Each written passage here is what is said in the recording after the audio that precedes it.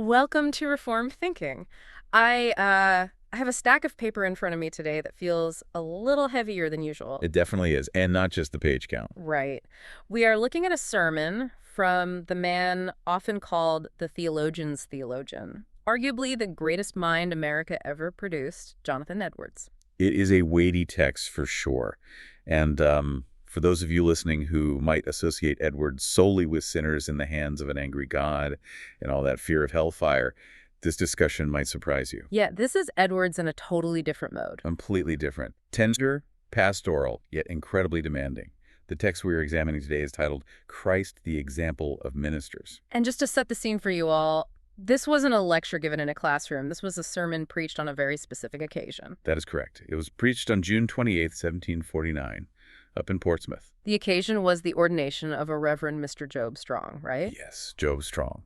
Now, we need to understand the gravity of an ordination in that mid-18th century New England context. It wasn't just a basic ceremony or, a career milestone. Far from it. It was the setting apart of a man for the care of immortal souls. It was viewed as a matter of life and death, eternal life and eternal death. So Edward stands up to give the charge to this young minister. And where does he go in the Bible? You'd think he'd go somewhere aggressive. Exactly. Precisely. You think of a Reformed preacher in the 1700s, you think he's going straight to the prophets. Calling down fire. Right, Elijah, fire from heaven, taking charge.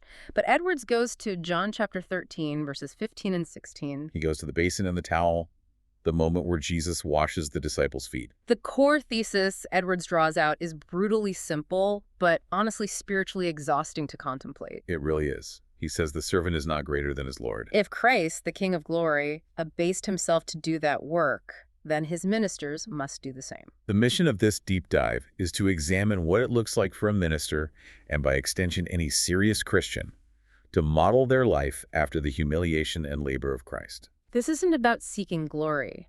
It's about seeking the spiritual cleansing of others. So Edwards starts by zooming in on the timing of this event. He calls it the most remarkable night that ever was. A striking claim. It is. He points out that this happened on the night of the betrayal, the night the Lord's Supper was instituted. Edwards argues that everything that happened that evening was loaded with symbolism. You have the Passover, you have the supper, and then you have this act of washing. I want to pause on the text selection here for a second, because the atmosphere in that room must have been so thick. Think about it. It's the night before the crucifixion. Judas is sitting right there, about to sell Jesus out. The weight of the world is literally descending on that upper room. And in that high-pressure environment, Jesus doesn't give a speech about leadership. He strips off his outer robes. He takes the form of a bondservant.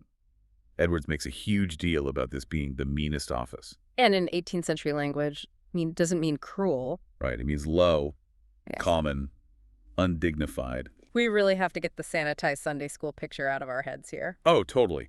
First century roads were not paved. They were dirt, dust, animal waste. Feet were gross. Disgusting. So this wasn't just a symbolic dab of water from a nice porcelain bowl. This was scrubbing muck. It was the job of the lowest slave in the pecking order. If you were a guest, the host's lowest attendant did this. And Jesus, the Lord of glory, the second person of the Trinity, puts a towel around his waist and touches the filth of the men who are about to abandon him. Edwards argues that Christ chose this specific humiliating act to represent the ultimate humiliation he would endure the very next day. This is where it gets fascinating for me, because we usually hear sermons about foot washing being about doing the dirty work around the church. Right, setting up chairs, taking out the trash. But Edwards takes it straight to salvation. He connects the washing to the atonement. He links it to Paul's letter to Titus and to Ephesians 5, giving himself to purify a people. He says the physical washing symbolizes a spiritual reality, the cleansing of souls from guilt and pollution. He connects the water in the basin directly to the blood of the cross. The water washes the dirt off the skin. The blood washes the guilt off the soul. So when Peter objects, and we all know Peter, he's like, Lord, you are never washing my feet. Jesus shuts him down hard. If I wash thee not, thou hast no part with me. That is a terrifying statement if you stop and think about it. Edwards stresses that this wasn't about hygiene. No, it was essential soteriology, the doctrine of how we are saved. If you aren't washed by Christ's humiliation, his blood, you have no part in him. You are not on the team. Edwards is saying that the basin isn't a metaphor for being polite. It's a metaphor for the atonement itself. If you refuse the washing, meaning if you refuse to admit you are dirty enough to need the humiliating death of God's Son to clean you, then you aren't just rude, you're lost. That is heavy, and this applies directly to the minister. The minister is not just a CEO or a life coach. The minister is someone who carries the basin. Their job is to bring the cleansing blood of Christ to dirty souls. It is a call to self-abasement for the sake of another's salvation. So when Jesus sits down and asks, "Know ye what I have done to you?" He isn't asking if they noticed. He used a towel. He is commanding them to imitate the spirit of the act. The spirit of the act, precisely. It is not about ritually washing feet every Sunday. It is about a disposition of the heart. It is a willingness to stoop to the lowest point necessary to lift someone else up spiritually. Which brings us to the character of the minister, section 2 of the outline. Edwards paints a picture of what this universal holiness looks like.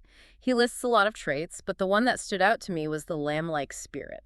We often think of Reformed preachers as lions, roaring the truth from the pulpit. But Edwards says they need to be lambs. He is drawing that directly from the character of Christ. He lists calmness under reproach, forgiveness of injuries, and pity for the miserable. Think about that. A minister, and really any serious Christian listening to this, is called to maintain composure when people are attacking them. Edwards mentions quietness and meekness specifically. It is a total rejection of pride. This feels like a direct challenge to the celebrity pastor culture we see today. Or even just the strong personality types that often end up in church leadership. A lion roars when it is threatened. A lamb remains silent. Edwards is saying that when a minister is insulted or when people gossip about him, his reaction shouldn't be to fight back or defend his honor. His reaction should be the reaction of Christ before Pilate. Quietness. That is incredibly hard to do. And he pairs that with heavenly-mindedness. He says ministers should have a contempt for the glory, wealth, and pleasures of the world. Contempt is a strong word there. He doesn't mean we should hate God's creation, but we should have a very low estimation of worldly status compared to eternal realities. Okay, but let's be real for a second. Edwards talks about having contempt for the world's wealth and glory. That sounds pious. But is it practical? We're talking about a guy preaching in 1749. Does he really expect a modern minister or a Christian business leader to walk around despising success? That feels almost monastic. I think Edwards would push back on that. He would say, we've confused success with comfort. How so? He's not saying you can't be effective. He's saying you can't be dependent on the world's applause. I see. If you need the world to like you, you will never be able to wash its feet. Because washing feet is undignified. You have to value the approval of God so much that the disapproval of man doesn't crush you. Spot on. And he anchors this ability to be holy in one specific practice: solitary prayer. I notice that. He doesn't just casually mention prayer. He gets very specific about how Jesus prayed. He points to the accounts in Mark and Luke. Jesus rising a great while before day. Jesus retiring to mountains in solitary places, praying all night. Edwards makes the point that ministers cannot function publicly if they do not commune with the Father privately. I love the image of the mountain. Edwards talks about Jesus going away from the noise. It creates a necessary rhythm. Public ministry drains you. Private prayer fills you. Edwards notes that Jesus spoke only what the Father commanded, and that alignment came from those hours of secret communion.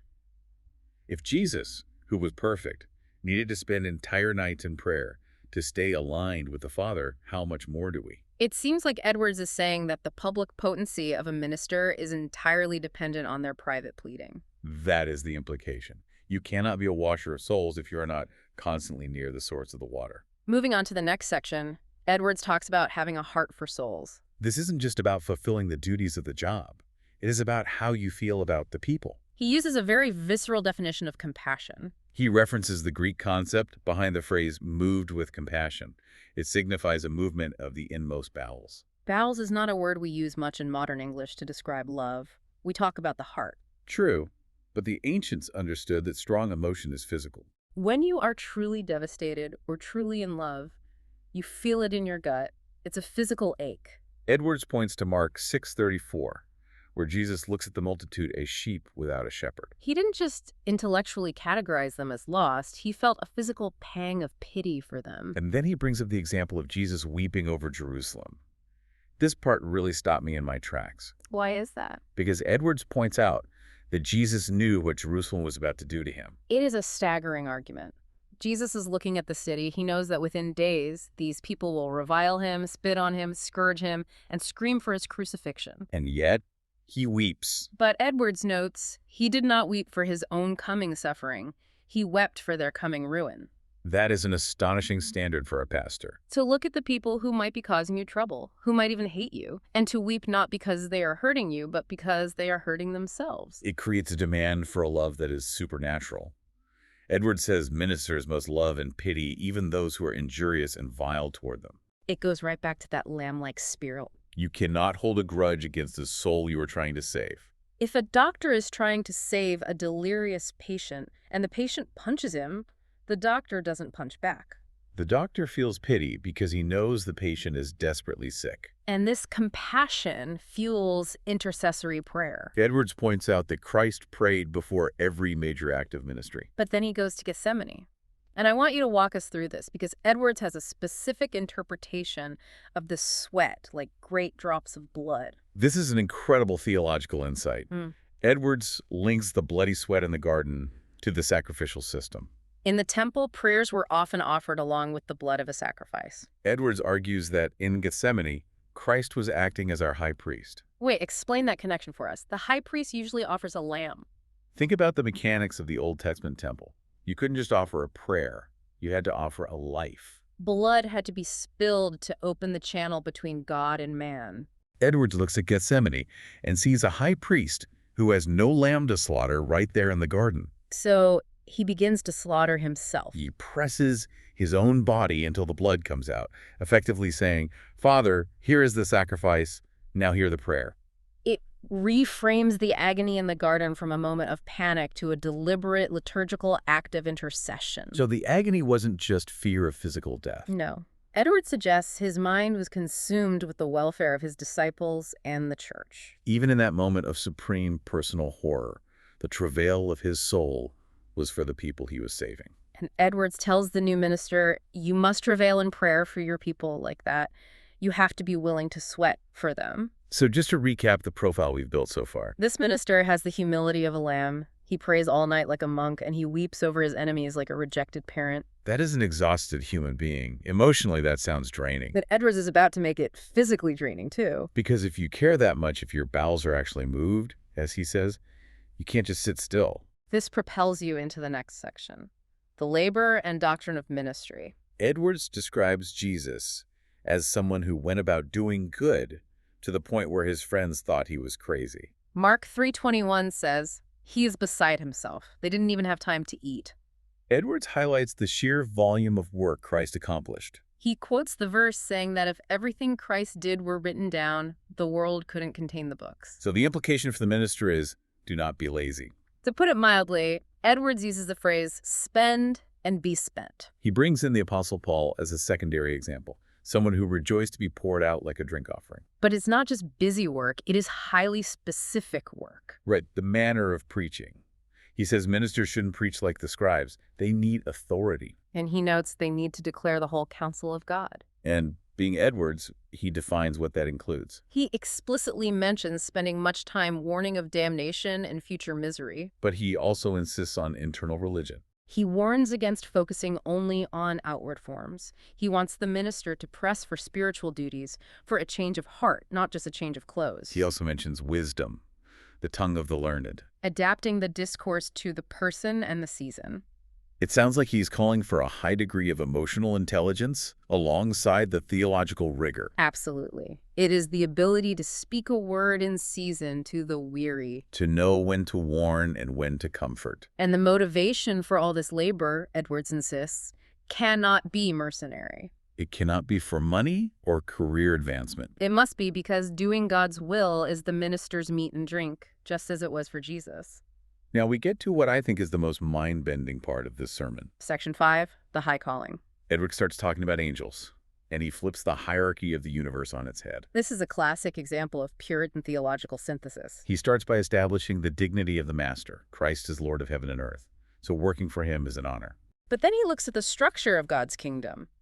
Scripture says angels are ministering spirits sent to attend to the heirs of salvation. So angels labor for Christians.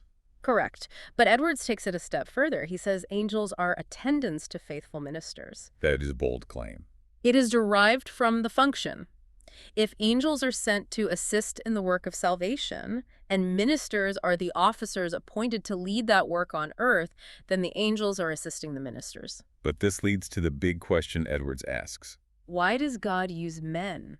Why use feeble, frail, sinful worms, his words, to preach the gospel when he has glorious, powerful angels at his disposal? This is where Edwards really pushes the boundaries of how we view the cosmos. He paints a picture of these glorious, mighty beings, angels who have seen the face of God since the dawn of time, standing ready. They are the ultimate couriers, the ultimate warriors. And yet, when it comes to the specific task of telling a sinner that they can be forgiven, God says, stand down. He bypasses the angels. You would think an angel preaching the gospel would be way more effective. It would certainly get people's attention. Imagine Gabriel showing up in the pulpit. You would think. But Edwards says God delights to use men because men share the nature of Christ. Christ became a man, not an angel. There is a kinship between the Redeemer and the human minister that doesn't exist with the angels. So because we are worms, because we are weak and need redemption ourselves, God gets more glory by using us. Precisely. Edwards argues that if an angel preached to us, there would be a disconnect. An angel has never felt the weight of sin. An angel has never needed a savior. Edwards argues that the medium is part of the message. The vessel must be an earthen vessel, fragile and formerly broken. So that when the treasure of the gospel pours out of it, the glory goes entirely to the contents, not the container. That puts a different spin on the worm language Edwards is famous for. It's not just an insult. It's actually the qualification for the job. Correct. It is the canvas upon which God paints his grace. God perfects praise out of the mouths of babes. It is the paradox of the gospel. The treasure is in earthen vessels, so that the excellency of the potency may be of God and not of us. It is a tremendous dignity bestowed on the minister, but it is a dignity rooted in his very weakness and dependence on Christ. Let's talk about the payoff. Section 6 is about rewards. Edwards says that if ministers follow this example, there are specific things they get. And the first one isn't a crown, it's communion. He says following Christ is the only way to enjoy his sensible presence. That is a lovely phrase, sensible presence. If you want to feel Christ near you, you must go where he is going. And he is going to the broken, to the lost, to the basin and the towel. If we stop following, Edwards warns, we lose sight of him. He also talks about victory. Yes. Christ triumphed over principalities and powers through his obedience and suffering. Edwards assures the minister that if he imitates Christ's methods, the suffering, labor, and prayer, he will also conquer Satan's kingdom. It is a promise of success, though perhaps not success as the world measures it. But he does talk about future glory. He quotes Daniel 12, verse 3. They that be wise shall shine as the brightness of the firmament, and they that turn many to righteousness as the stars forever and ever. Edwards envisions the faithful minister shining in the eternal state. And he says their converts will be their crown of rejoicing. That's a beautiful image. The people you attended to, feet you washed, they are your crown in heaven. It connects back to the heart for souls. The people are the prize. But Edwards adds a crucial condition here. He says ministers must pray for the Spirit. Just as Christ obtained the Spirit at his baptism through prayer, the minister must have the Spirit dwelling in him to shine like that. You cannot shine without the oil in the lamp. Now, Edwards pivots. He turns from the man being ordained to the people sitting in the pews. Section 7 is instructions to the congregation, and he puts some heavy responsibility on them too. He applies the principle of reciprocity. He quotes Galatians 4:14, saying that how the people receive the pastor is how they receive Christ. If the minister is sent by Christ to do Christ's work, then rejecting the minister is rejecting the sender. He gets practical too. He talks about money. He is very practical here. He says it is the duty of the people to support the minister financially. But notice his reasoning. It isn't just pay him because he has a job. It is pay him so he can imitate Christ. Explain that connection for our listeners. Edwards argues that if a minister is worried about worldly needs, how he's going to feed his family or pay for heat, he cannot give himself wholly to the work of the ministry. He cannot be beside himself with labor for souls if he is distracted by poverty. He needs to be free from worldly care so he can focus on heavenly care. So he says that if you starve the minister, you are actually cheating yourself. Yes, he says you starve your own soul and the souls of your children. If you handicap the man responsible for feeding you spiritually, you are the one who goes hungry. He links spiritual prosperity to honoring the Lord with the first fruits. He also talks about spiritual support, praying for the pastor, avoiding contention. But then he drops a very specific warning against separatists. We probably need a little historical context here for people who aren't church historians. That sounds like a Star Wars faction. Yeah, the separatists. This is 1749. The Great Awakening had swept through New England in the 1730s and 40s. Picture a massive revival. Thousands of people getting saved. It was chaotic and emotional. But then you had people who said, well, if I'm really filled with the Spirit, I can't worship with those people over there who seem lukewarm. They started splitting off, claiming they were the only pure ones. And Edwards calls this doing the devil's work. He does. And remember, Edwards was a huge defender of the Great Awakening. He wrote the distinguishing marks of a work of the Spirit of God. But he hated the divisive, self-righteous spirit that tore churches apart. He warns the congregation not to follow those who pretend to be holier than everyone else, but whose fruit is division. He saw unity as a key mark of Christ's spirit. Finally, we get to the farewell. Section 8. Edwards gets personal here. He notes that this is likely the last time he will speak from that pulpit. There is a melancholy tone to this part. He says he will not see them again until the invisible and eternal world. He is looking past the temporary gathering to the final judgment. It is a sobering thought that every sermon is a step closer to eternity. And his final wish is really touching. He prays that the new pastor would be a blessing and that the people would be the pastor's crown of rejoicing. It is a selfless sign-off. He is handing the baton, wanting the next runner to succeed, where perhaps he had faced difficulties. It really circles back to the beginning. The servant is not greater than his Lord.